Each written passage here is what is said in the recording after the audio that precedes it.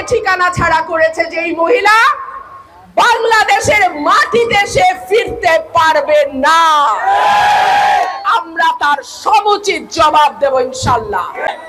শেখ হাসিনা মনে করছিল কিয়ামত পর্যন্ত ক্ষমতায় থাকবে। শেখ হাসিনা পরনের কাপড়টা লইয়া কোনো মতে পলাইছে, লোকে তার একটা কাপড় লইতে পারে নাই। ভারতের সরকার তারে কিছু কাপড় চোপড় দিছে, এক কাপড়ে থাকন লাগতো। আল্লাহর বিচার বড় কঠিন বিচার, আল্লাহর বিচার বড় ভয়ঙ্কর বিচার। আমাদের লাখ লাখ ভাইয়ের উপরে যে নির্যাতন 15 বছরে হয়েছে, আল্লাহ সাক্ষী, আজকে তাকায়া দেখেন কোথায় শেখ পরিবার, কোথায় হাসিনা, কোথায় রেহানা, কোথায় তাপস, কেউ না। মন্ত্রীরা লাশের হিসাব নেয়, মন্ত্রীরা গুম করার নির্দেশ দেয়, মন্ত্রীরা খুন করার নির্দেশ দেয়। আমার বোনের কাছ থেকে আমার ভাইকে তুলে নিয়ে যায়, আমার ভাইয়ের কাছ থেকে আমার বাবাকে, আমার চাচাকে তারা গুম করে। এখন আদালতেও যাইতে পারে না, মাইনসে পচা ডিম আর কি জুতা লইয়া রেডি থাকে।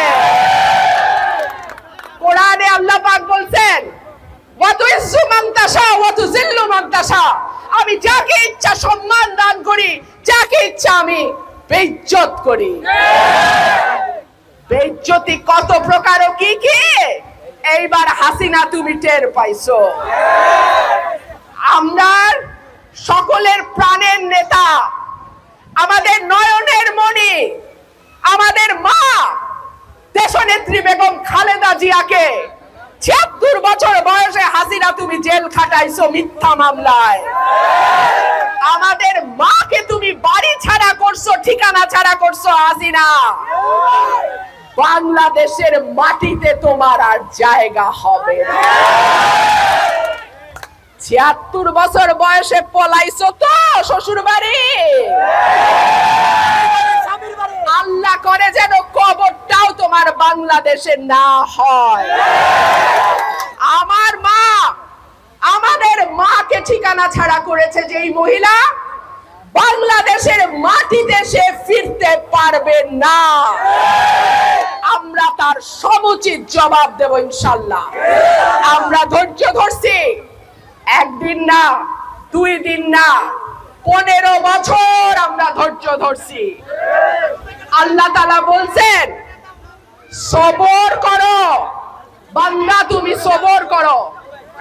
আমরা সবর করছি, আমরা ধৈর্য ধরছি। ইনশাআল্লাহ আপনাদের ভোটে, জনগণের ভোটে ধানের শীষ আগামীতে রাষ্ট্র ক্ষমতায় যাবে ইনশাআল্লাহ। আমাদের নেতা জনাব তারেক রহমান রাজার মতন দেশে আসবে ইনশাআল্লাহ।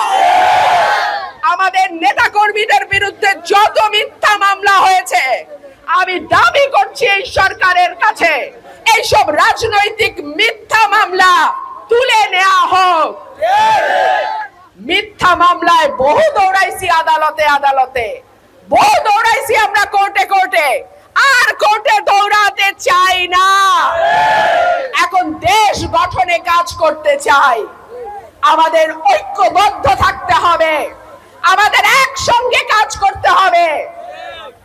দলে অনেক বড় দল, অনেক মানুষ এই দলের সঙ্গে আছে, সকলেরই নেতা হওয়ার ইচ্ছা থাকে, তবে নেতা তৈরি করে আল্লাহ, এবং যাকে ইচ্ছা তাকে তৈরি করে।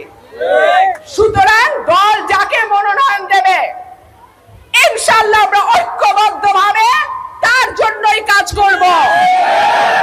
ওয়াদা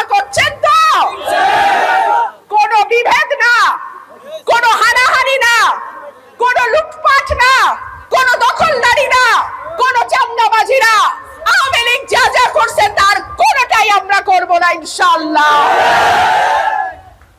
অনেক অত্যাচার তারা করছে, তার জবাব বিএনপির দেওয়া লাগে নাই, দেশের সাধারণ মানুষ তার জবাব দিয়ে দিছে। স্কুলগুলাতে এতদিন নাচানাচি দেখছি, লাফালাফি দেখছি, ডিম ভাজে কেমনে হেইটা দেখছি।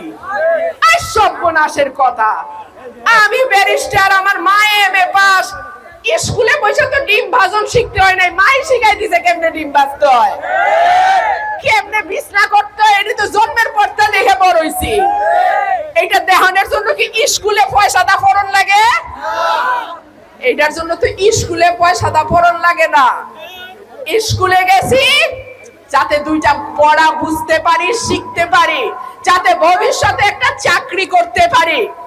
সুতরাং আপনাদের ভোটে, আল্লাহর রহমতে যদি আমরা রাষ্ট্রের দায়িত্বে যাই, স্কুলগুলোতে আগের মতো আমরা যেমন পড়াশোনা করে জজ ব্যারিস্টার হইছি, সেই রকম পড়াশোনায় আবার আমরা শুরু করব ইনশাআল্লাহ।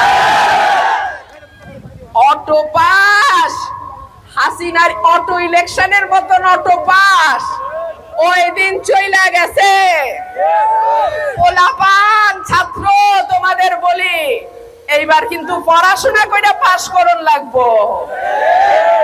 অটো পাস এমনিতে শান্তি লাগে, এখন খুশি লাগে, পড়তে হয় না, খেললে বেড়াইলেই চলে, কিন্তু জীবনে বিরাট ক্ষতি। যখন বয়স হবে, যখন দায়িত্ব নেওয়ার সময় আসবে, যখন পরিবারের ভার নেওয়ার সময় আসবে, তখন এই অটো পাসে আর চাকরি হবে না। সুতরাং জাতিকে ধ্বংস করা, আমাদের আগামী প্রজন্মকে ধ্বংস করা, আমাদের তরুণ প্রজন্মকে ধ্বংস করা, যেই নীল নকশা আওয়ামী লীগ সরকার করেছিল অটো পাসের নামে, নতুন সিলেবাসের নামে, ডিম ভাজি শিখানির নামে, বিছানার চাদর গুছানি শিখানির নামে, এইগুলি আর চলবে না।